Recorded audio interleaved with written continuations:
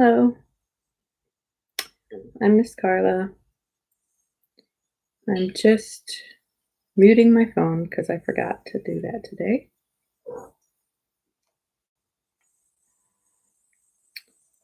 Okay.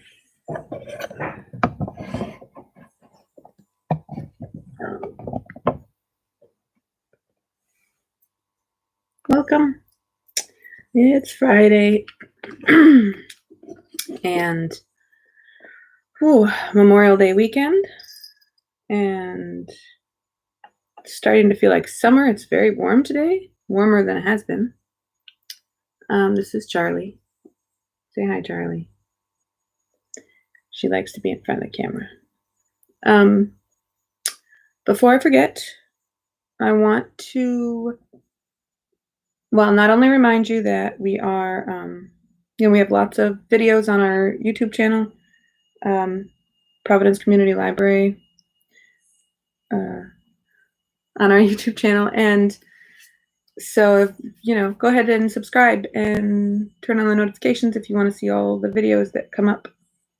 But also, in case you're not aware, we are going to be starting curbside pickup at all of our branches next week, right after Memorial Day. So up till now, it's just been Rochambeau, Mount Pleasant, Knight Memorial, and Washington Park. But now all of the neighborhood branches at Providence Community Library are going to be doing curbside pickup. Now you still have to call and request the books over the phone and set up an appointment time to come pick them up. But take a look at our website. There should be the details about how to do that and what days and times each branch is going to be operating, because we're only going to be doing 2 days a week for a few hours at a time, but there are different days and times at different places, so make sure and check the schedule. Hopefully we can get some books out to more people here in Providence. But no matter where you are, you can listen along to City of Ghosts by Victoria Schwab. This is our last installment. We are going to finish this story today. And then on Monday, we'll start a new book. I've got 2 options I'm thinking of right now, but I might come up with even more over the weekend, and we'll see. Well, actually, we're not going to start on Monday. Monday is the holiday. We're all on vacation on holiday, and I don't know if any of the other staff are going to be posting videos on Monday. We might do a special Memorial Day video, but I personally will not be doing read-alouds on Monday because of the holiday. So we can all hopefully spend time with the families we're in our homes with and that we are nearby. But make sure you keep up your social distancing and minimal numbers of people at a time, and wearing your masks if you're around other people. Hopefully we can all communicate online and do some video chats with the families and friends that we don't get to be around in person. All right, we're on chapter 25. Jacob and I snake between the graves, following the sound of shovels. We make our way up the slope and around the side of the church. And then I see her. The raven in red sits atop a large stone slab, humming softly, the glowing thread of my life tangled like a game of cat's cradle between her fingers. She's not digging, but I can still hear the shovels going. I see the glint of steel like sparks in the air, the hole growing wider at the raven's feet like a magic trick. And when I lift the camera to my eye and look through the viewfinder, the veil blurs and the real world beyond comes into focus. The 2 places look the same, with a few key differences. In the real world, the raven still perches on the stone slab, but on that side, she's not alone. 2 teenage boys stand chest deep in the grave, obviously enchanted. Their expressions are glassy, their breaths fogging as they shovel mound after mound of dirt out of the pit and onto the grassy knoll. I pan across the scene. The front gates of the graveyard have been padlocked. A dull knocking sound comes from the closed doors of the church, as if someone's trapped inside. The graveyard is empty except for the raven and the two boys. I lower the camera, and the veil comes back into focus. The teenagers disappear, and there is only the raven holding my stolen life. Come on over. Come on. Plan?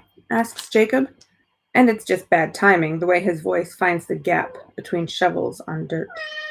The raven's head snaps up. Jacob and I scramble backward, ducking behind the nearest tombstones and pressing ourselves against the broken graves. Sorry, he whispers. I peer back around the corner and see the deepening hole of the raven's grave, and suddenly I have a plan. It is undoubtedly a very bad plan, perhaps the worst I've ever had, and Jacob doesn't even have to ask because he can hear me thinking it, and he's already shaking his head. No, no, no, no, no, no, no. But there's no time to argue. The shovels have stopped thudding. The raven has stepped down from her perch. I need a diversion, I whisper. Do you have my back? After a long moment, Jacob answers, always. He frowns, adding, but if you die, I'll never forgive you. I throw my arms around him, and then I let go. I crouch low as I half walk, half crawl between the tombstones, making a wide circle around the tree and the open pit and the raven in red.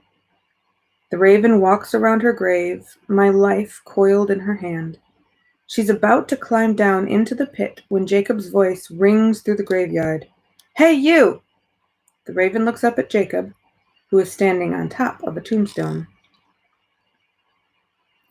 What's this? She asks in that eerie, sing-song way. A little boy lost? I'm not lost, he says. She makes her way toward him, turning her back on her open grave. This is my chance. I start toward the edge of the pit as Jacob retreats, the raven stalking him through the tombstones. You poor thing, she tuts. Come to me. The teenage boys flicker at the edge of my vision, blurred by the curtain of the veil. They stand beside the mound of gray dirt, their eyes unfocused and their hands at their sides, still under the raven's spell. I'm almost to the hole when my sneakers slip. Dirt goes raining down like hail into the open grave, landing on the wooden box at the bottom.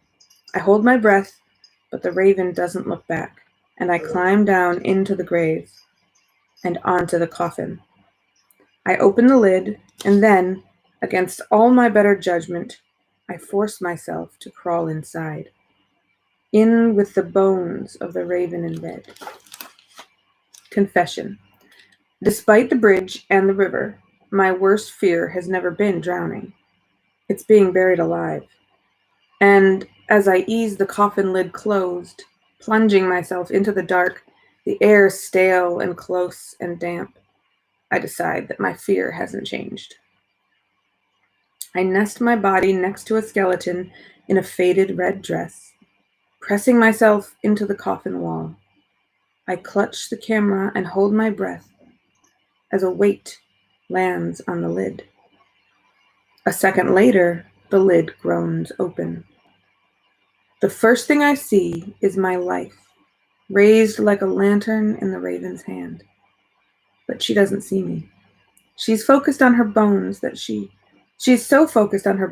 doesn't notice me until it's too late, until she's reaching down to wrest the stolen life inside her ribs, and my hand shoots out and catches it first. Heat rushes up my arm like lightning, an almost painful burst of light, but I don't let go. I hold on for dear life, which is basically what this is. You stupid child, hisses the raven. She pulls back, trying to take the rope with her, but we're connected now, by this thread between us, by my stolen life. As she straightens, she takes me with her, up out of the coffin, up to my feet, and I'm already lifting the camera with my other hand, convinced that I've done it. I've done it.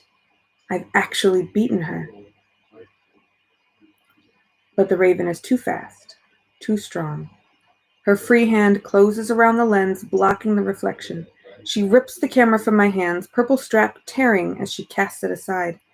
The camera hits her tombstone, and I hear the horrible splinter of glass as the lens cracks, shatters, silvery shards tumbling into the grave dirt. And before I can scream, the raven grabs me and throws me out of the grave.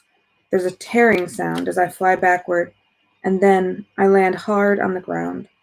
I tumble through the grass and hit a gravestone, knocking all the air out of my lungs. A hand touches my arm, and I jump, but it's just Jacob, kneeling beside me. My camera lies broken in the dirt, but it wasn't for nothing, because I didn't let go. "You are no match for me," calls the raven. I get to my feet. "Are you sure?" I ask, holding up the thread of life, or at least half of it. The end is frayed where the ribbon tore in two. The raven looks down at her hand where the other half glows with a diminished light, my life now divided between us. She lets out a low, inhuman snarl and lunges for me. She's so fast, like a shadow, a bird. One moment 4 graves away and the next looming up right in front of me, arms spread wide like wings.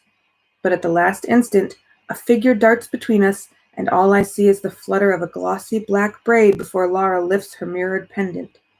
"Watch and listen," she orders. But the raven cuts her gaze away in time and knocks the pendant from Laura's fingers. The necklace goes flying into the dark, and the raven lunges for Laura. But Laura jumps backward, narrowly escaping the raven's talons as she tumbles into us. Jacob and I catch her. "Sorry I'm late," she says, breathless. "Better late than never," says Jacob. "How did you get in?" I ask. Laura nods at the cemetery wall. "Good thing I'm not afraid of heights. I take it," she adds. "You two have a plan?" "Of course I have a plan," I lie, shoving the glowing thread in my pocket. The raven starts toward us again with all the elegance of a snake. "Well," says Laura, "just in case you don't have a plan, I do." And just like that, the raven freezes. Not like the grieving father when he looked into my camera lens. There is no slowing, no gentle slide from movement to stillness. No, the raven goes rigid, arms pressed tight against her sides. She thrashes and flails, and through the gauze of the veil, I see a man with a crown of red hair wrapping his arms around her shoulders. She's being pinned by Finley. "Back, ye wicked spirit!" His voice echoes through the graveyard. I turn on Laura. "You told him?"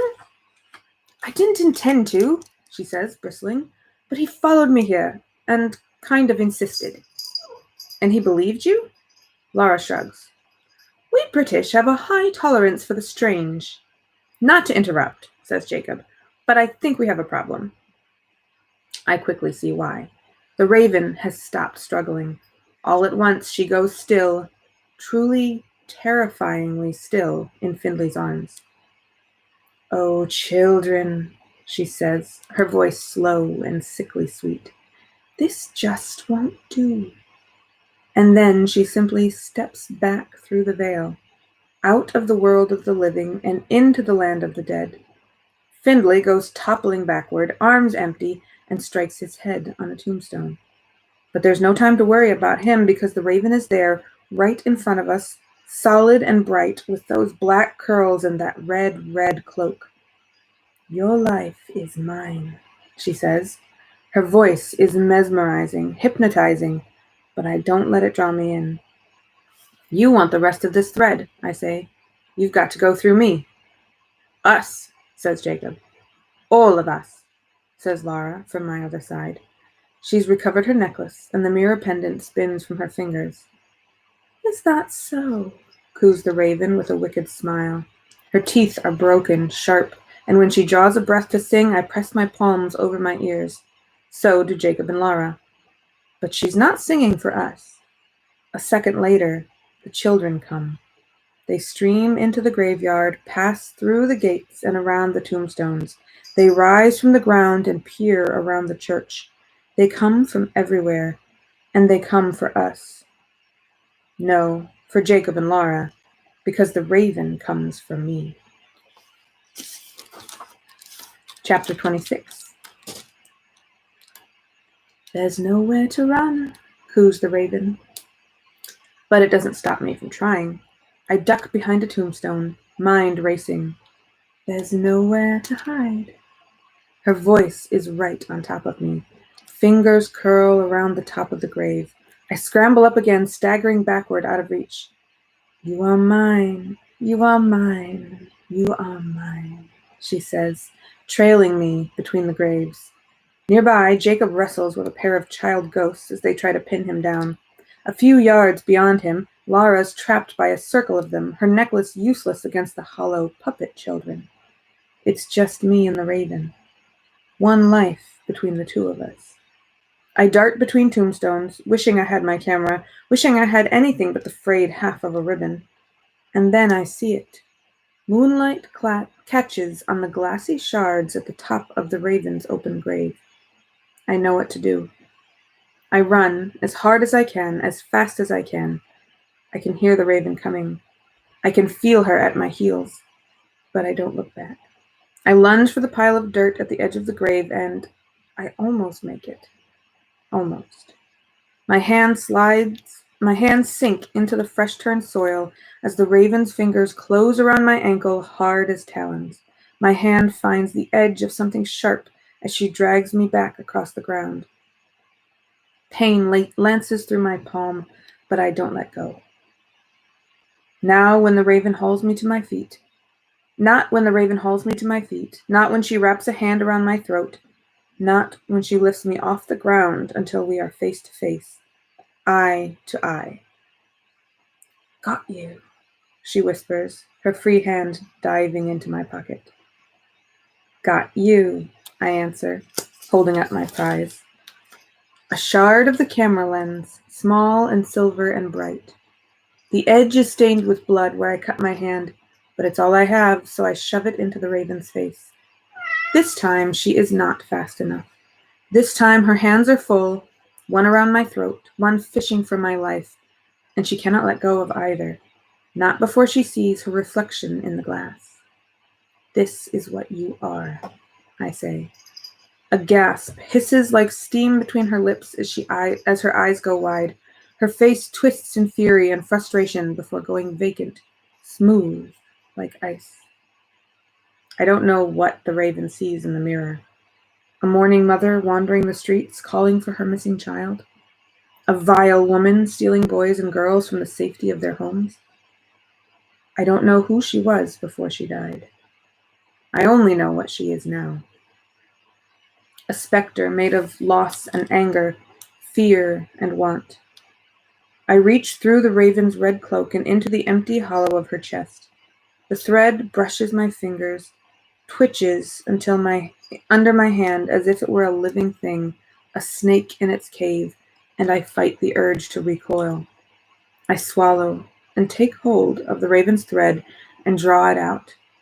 It is heavy in my hand, and in the half-light of the graveyard, I can see that it's not a colorless ribbon like the one I pulled from the mourning man's chest, but a rope, a coil of thick black cord made dense by dozens of thinner threads. Far more threads than should belong to a single person, because of course they don't. This is why I couldn't find the thread in Matthew's chest. It wasn't there. It was here. Each piece of the raven's power stolen from a child. The rope resists, but I wrap the dark cord around my fingers and pull.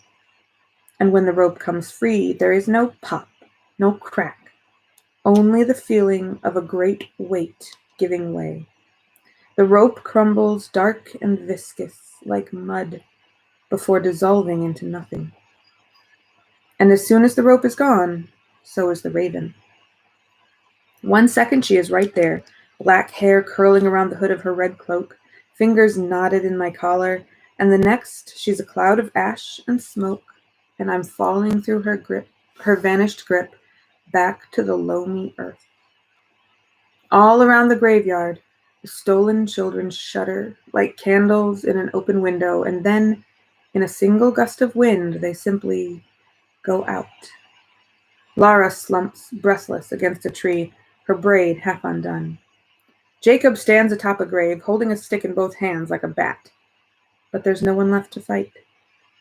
Lara clears her throat.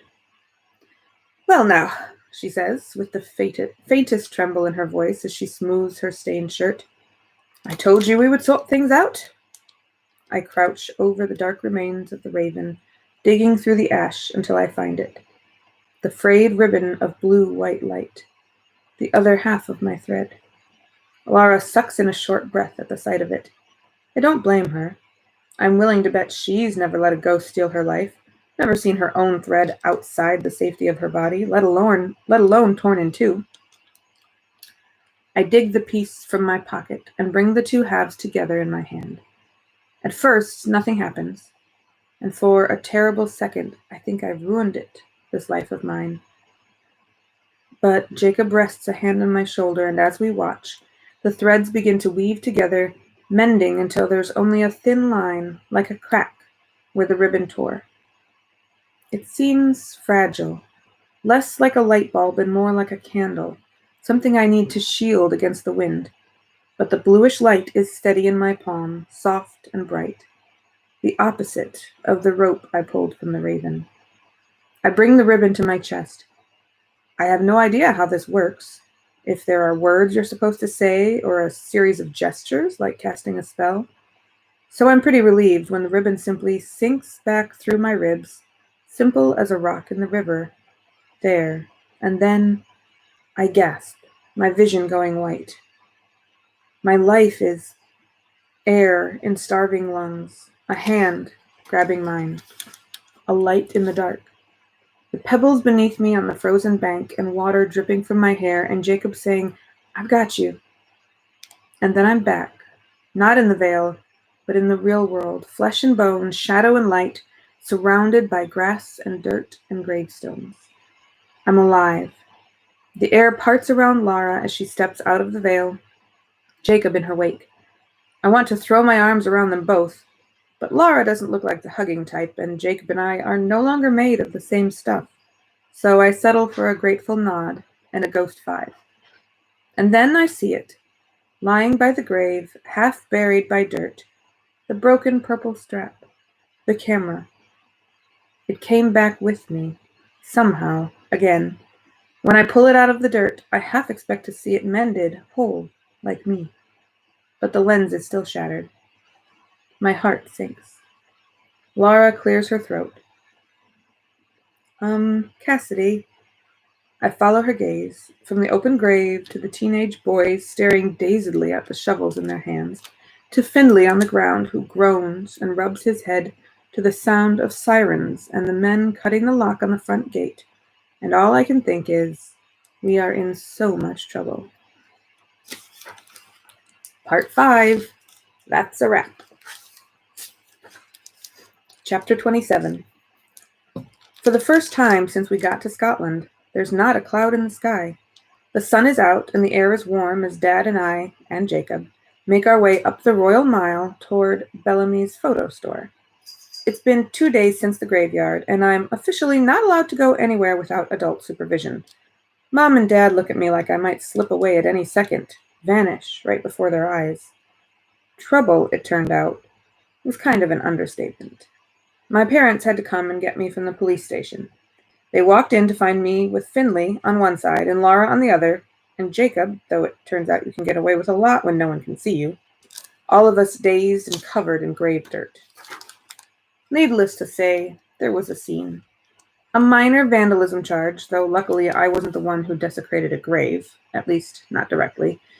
The teenage boys claimed they didn't remember anything, and even though I knew they were telling the truth, the cops still wrote them up.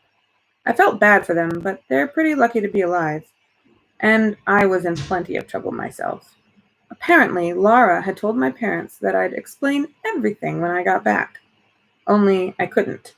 I couldn't explain where I'd gone, or what had happened to me. I couldn't explain anything. Well, I could, but it was the kind of explanation that led to more questions than answers. It didn't stop me from trying to tell them the truth. 10 points for story, said Mom when I was done, but Dad still grounded me for life. In the end, I think they were just really scared and really glad I was alive. So was I. Filming for the first episode of The Inspectors finished yesterday. Mom's back at the flat, packing up and looking through the footage with the crew. It took an hour of begging for Dad to take me to Bellamy's, and in the end, I think he only said yes because the weather's so nice and he wanted an excuse to go out. My camera may be broken, but its back stayed on. There's still film inside, and I want to see what it saw.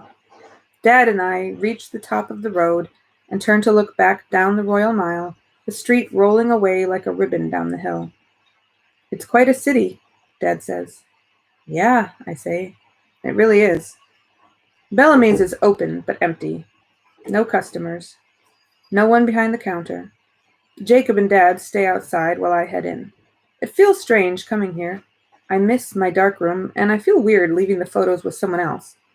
Weird not being the first one to see how they turn out, to watch the pictures rise up through the pool of developer. But I don't have much of a choice. Hello? I call. I hear a shuffle, and then a second later, a girl pops out from a room in the back. She's older than me, but not as old as I expect, maybe 18, with short blue hair and rainbow nails. Hiya, she says, with a strong Scottish lilt. I was wondering if you develop black and white film, I ask. Wouldn't be much of a Photoshop if we didn't, truth be told, she says, leaning her elbows on the counter. It's my favorite kind. There's just something about that old film. The world looks different in black and white, stranger, more magical. You know what I mean? Her eyes go to the camera in my hands. Goodness, what have you been doing? Playing football with it? I set the battered camera on the counter. I know it's broken, I say, but there's film in there, and I was hoping... She pokes it with a nail. Can I? She asks, already taking it up. She handles the camera gingerly, lovingly, as she turns it over. This is an old model. Hard to match. Match? It's just a broken lens. Well, and a cracked viewfinder. I can't help you there, but... With a deft motion and a soft click, the ruined lens comes free in her hand. Some silvering on the glass. She vanishes into the back and returns a few minutes later with a new lens. Well, not a new one. It's clearly as old as the camera. With a quick turn, she attaches it. There we are. My heart soars at the sight of the mended camera, then sinks. I can't afford... She sets the camera on the counter. Can't sell this lens, actually. She turns it toward me, and for a second I flinch, remembering the mirrored surface, the memory. But when I look at the lens, I just see me. Or at least, mostly me. For a moment it looks like my hair is floating, and a light hovers in my chest. But it could just be a lens flare, a trick of the eye, because when I blink, it's gone. See? She says, tapping the lens. It's got a defect. Right here. I squint and see a small smudge, like a cloud of fog, on the inside of the glass. Makes pictures come out a little funny. You'd be taking it off my hands. I bite my lip. Are you sure? Aye, she says, taking up the camera. I'll get this film sorted for you, and... Oh, you've got one left, did you know? She wiggles the camera. Want me to take it? I glance around, suddenly uncomfortable at the idea of being in the shot instead of taking it. And then I spot Jacob through the front window. He's got his back to me as he watches people pass. Hold on a sec, I say. I go to the window and lean my back against the pane so that Jacob and I are side by side, with only the glass and the curling script of Bellamy's between us. He sees me, glances back over his shoulder, smiles. I smile back, and I hear the soft click of the camera as the shop girl takes the shot.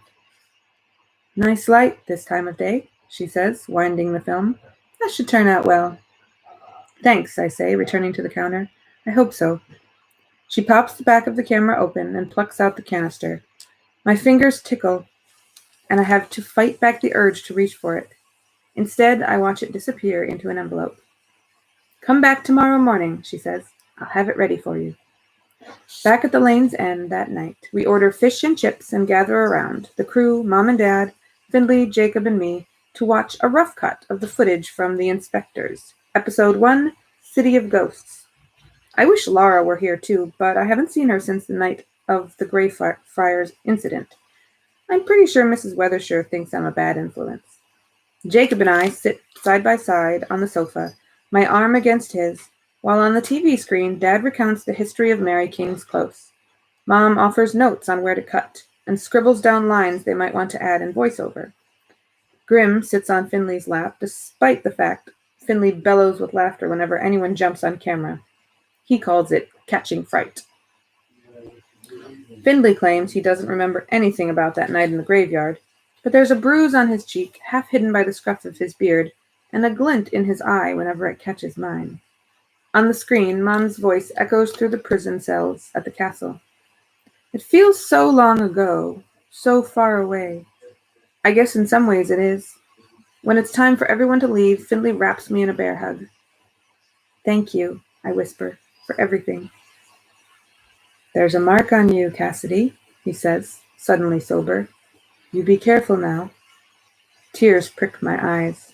I'm not sure why, but it's still hard to let go.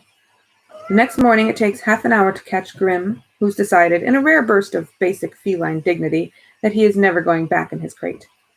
Come on, kitty, says Jacob, trying to scare him out from under the sofa. I take the approach of making a trail of cat treats across the room. While Jacob and I wrangle Grim, Mom and Dad finish packing, and for a little while everything feels normal. The air is buzzing with excitement and nervous energy, all of us ready to put this city behind us, albeit for different reasons. Finally, Jacob and I slump onto the sofa with a crated Grim between us. Did he scratch you? Asks Mom, coming into the room. I frown, confused. No, why? Your palm. I look down. She's right. Not about Grim, but about my hand. I rub my thumb over the shallow red line, the place where the lens shard sliced me in the graveyard. There's no cut, but it still aches. No, I say, I'm fine. When it's time to go, we drag our bags downstairs, where Mrs. Weathershire is waiting. Off then? She asks cheerfully. I'll phone a cab. My Mom and Dad head out to the curb. I'm right behind them, but I stop and turn around when footsteps sound on the stairs. It's not the ghostly Mr. Weathershire this time. It's Laura. She pulls up, breathless, as if afraid she was going to miss me. A few flyaway hairs escape her braid. She smooths them down. Hey, I say, glad to see her. Hey, she says, shooting Jacob a measuring look before turning back to me. How do you feel? Like my life's been torn in two, I say dryly. Her eyes widen. Really? I shake my head and laugh. I feel fine. Normal. Well, as normal as it gets. Are you in much trouble? Laura shrugs. Nothing I can't handle. I'm surprised to see a glimmer in her eyes, something close to mischief. It might surprise you to know that I have, on occasion, broken a few rules. She takes one of my bags, following me out to the curb. We need to talk. Jacob hovers. Give us a second, I think, and he frowns but shuffles away. Laura waits until he's gone. You're not doing him a favor, she says, keeping him here. Not this again. He's my best friend, Laura. That may be, but there's a difference between wanting to stay and being too afraid to let go. You need to send him on. I turn to her. You didn't send your uncle on. Laura stills. What? I met him when I was looking for you. He's the one who taught you, isn't he? About ghosts and in-betweeners? About the veil and mirrors and the deals we made and what we're supposed to do? You said you learned from his library, but that's not exactly true, is it? Laura hesitates, then shakes her head. He didn't start teaching me until after. She trails off, and I don't know if she means after he died or she did. You knew he was here, I say, at the lane's end. You knew what he was and what you were, but you didn't send him on. He's not like the others, she says defensively. I know, I shoot back, and neither is Jacob. Laura crosses her arms. You're right. I didn't send Uncle Reggie on, but I didn't pull him across the veil either. She steps closer, lowering her voice. Jacob used you to cross over, and you're anchoring him here. And the longer he stays, the stronger he'll get. He's dangerous, Cassidy. We both turn to look at Jacob, who's now stalking a flock of pigeons, trying to spook them into fright. I'll take my chances, I say. Laura sighs. All right, just be careful.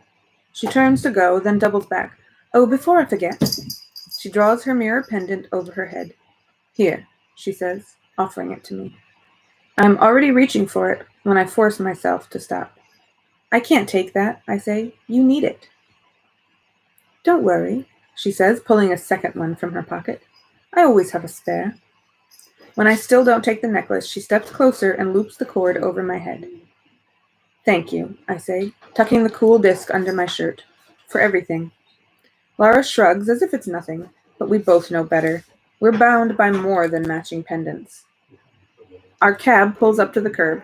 Laura hands me a slip of paper. My email, says Laura. In case you find yourself in trouble again. Oh, I say, I doubt that will happen. Laura actually snorts, an almost indelicate sound. Then she pokes me in the chest. Be careful with that. I will, I say, fingers drifting to the pendant. She shakes her head. I wasn't talking about the necklace. With that, Laura spins on her heel and marches back up the front steps. Bye, Laura, calls Jacob. She looks back over her shoulder. Bye, ghost, she says, and then she slips inside. Grim sits on the seat beside me, emitting a low growl from within his crate. Jacob stares out the window as the city slides past, the castle looming in the distance. Mom and Dad are already looking through their next folder, talking about stories and scripts as we head for a new city, a new film crew, a new guide, a new episode, a new chapter. But there's one last stop before we go. The girl behind the counter at Bellamy's smiles when she sees me. Mom and Dad stay in the cab, which I guess is a sign of progress, though I know it'll be a while before I've earned their trust again. The shop girl ducks into the back and returns with an envelope. She whistles as she sets it on the counter. Some of these are crazy. You looked? Sorry, she shrugs. Part of the job, but you've got skills. Most people couldn't pull off these kinds of tricks without digital editing. She taps a rainbow nail on the envelope. You really captured this city, she says, handing me the pictures. I thank her and accept them, paying her with the money Dad gave me in the car. The last photo is my favorite, she adds with a wink. I don't look until I'm back in the car. The envelope is covered in touristy photos, random couples posing in front of famous buildings, sharing meals on rooftops, standing on mountains. Other people go on trips and take pictures of buildings. I go on trips and take pictures of ghosts. I draw the stack of photos out. There's one of the lane's end, Mrs. Weathershire in the doorway with a tray of tea. Next, the Royal Mile with its street performers and bustling crowds. And Greyfriars, once, dotted with tourists. And a second time, grayer with wisps of fog. There's Mary King's Close with its high walls and its uneven light, the shadow of something strange peering out of the dark. My parents and Findlay standing beneath street lamps at night, and Laura standing on the stairs. The mournful father in his winter house, and the castle with its portcullis and its cannons and its prison cells. Things get strange after that. In the Vale, a dozen photos and almost nothing came out. Streaks and smudges that could be faces, hands, or just a trick of the light. If you didn't know, you might think the film was exposed the wrong way. But I know. I can see the ghosts in the shades of gray. And there at the end, the last photo, only one I didn't take. In it, I'm leaning up against the photo store window. On the other side of the glass is a smudge, a wisp of smoke in the shape of a boy. It could be a weird reflection, some distortion, but it's not. I see the telltale flop of his hair, the curve of his mouth, the turn of his head as he glances back, the edge of a smile. There's a difference between wanting to stay and being too afraid to go. In the cab, Jacob looks over at me, like he can read my mind. Of course he can. When I saved you from the river, he says, you saved me from something too. I hold my breath. It's the first time Jacob's ever talked about his life or death before we met. I want him to go on, but of course he doesn't. He holds up his hand as if waiting for a ghost 5, but this time, when we bring our palms together, we don't make a smacking sound. We don't pull away.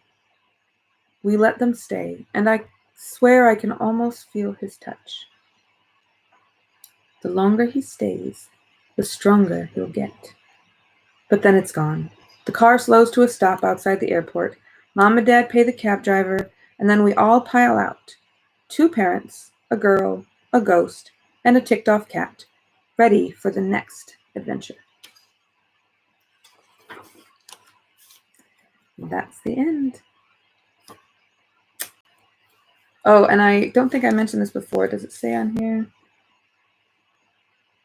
Oh, in the about the author section, it says Victoria Schwab is #1 New York Times selling author of more than a dozen novels for young adults and adults, including the Shades of Magic series, and then some other books. Victoria lives in Nashville, Tennessee, but she can often be found haunting Paris streets and trudging up Scottish hillsides. Usually, she's tucked in the corner of a coffee shop, dreaming up stories. But that was cute. There's a picture of the author. All right. I hope you enjoyed the book. I certainly did. I liked it just as much the second time, maybe more. And have a good weekend. Have a good holiday. And I'll be back on Tuesday with a new book. Bye-bye.